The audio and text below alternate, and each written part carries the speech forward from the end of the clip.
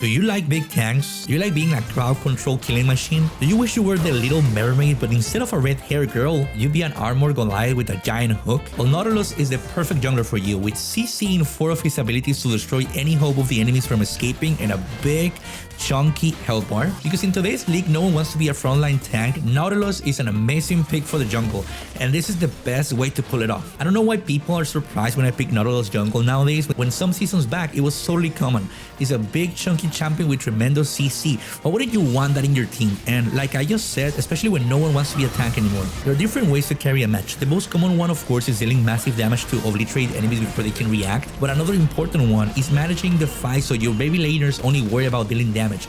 And that's where Nautilus is perfect for. Ganks are a joke, and you can CC your opponents so much that their team are going to report them for going AFK. And team fights are easier to turn around when you're this chunky of a threat with your BBC, which stands for big control, of course. Now, if you are convinced, let's move to how you can start your submarine adventure through the rift. You should go for Aftershock as your first rune. Like I said, you're gonna be the frontline and the one who starts the fight. So being as armored as you can is a priority, because hopefully, and if the enemies are dumb, you will be taking a lot of damage. So you could use the increased resistance you get from it, and of course the extra damage.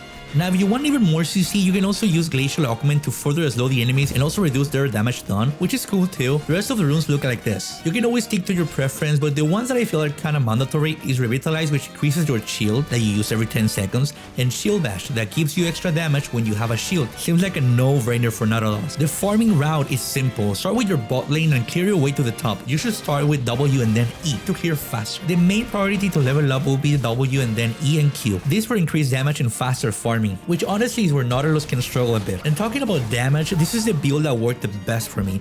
You can of course start with any of your tank item of preference, but honestly after trying many different builds, Heartsteel is the one that made it for me. It makes you a great 1v1 duelist and turns you into an active threat while not losing any tankiness. Imagine your enemies having to ignore the tank because you are supposed to focus on others, but the tank is dealing this amount of damage to you. At the same time, you're getting a lot of health, which will make you more chunky, and your W shield will be bigger too. From there, I recommend you going for Sunfire so you get armor and more HP, but also more AoE damage for enemies, but most importantly, to deal with your jungle camps faster. From there, it's up to you what you feel is better for each match. If you need armor or magic resistance, just remember that as a tank, you can influence a lot with the items you equip. For example, Frozen Heart is great against many champions that rely on attack speed. Nautilus is a ganking machine. I would recommend you having Ghost as spell instead of Flash. That way you can use it pretty often to give you the speed you need to get to the laning time, especially since the best way to gank is by getting close enough to just basic attack them, glue them in place, using your E so they are slowed down too, and saving your Q for when they flash away. But then if you see them engaging in a fight with your laner that they may win, you can also use your Q right away to stop them from attacking.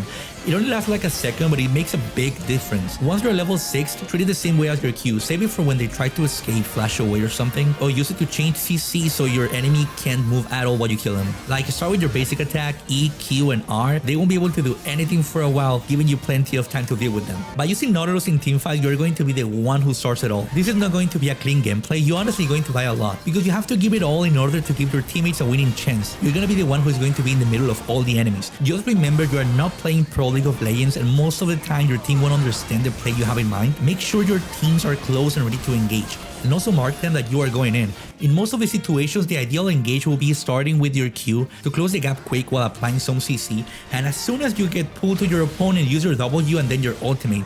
Now, you have different options here. You can either use your R on the back row to CC an AD carry or mage while knocking up the team, or use your R on the one you know is going to be a major threat. It's difficult to tell you in a guide how to act since every match is different. Sometimes you can even save your R until you see an enemy trying to get to your damage dealers if that's the major problem for your team at that moment. Some junglers can be used to push lanes if your team are not doing it. Sadly, this is not the case for Nautilus, so try to abuse his ganks and teamfight capabilities. Stay close to your team and try to stick with the one you see plays the best. If you build Heartsteel, don't be afraid to 1v1 enemies, especially the squishy ones. With all this info, you're ready to terrorize the rift.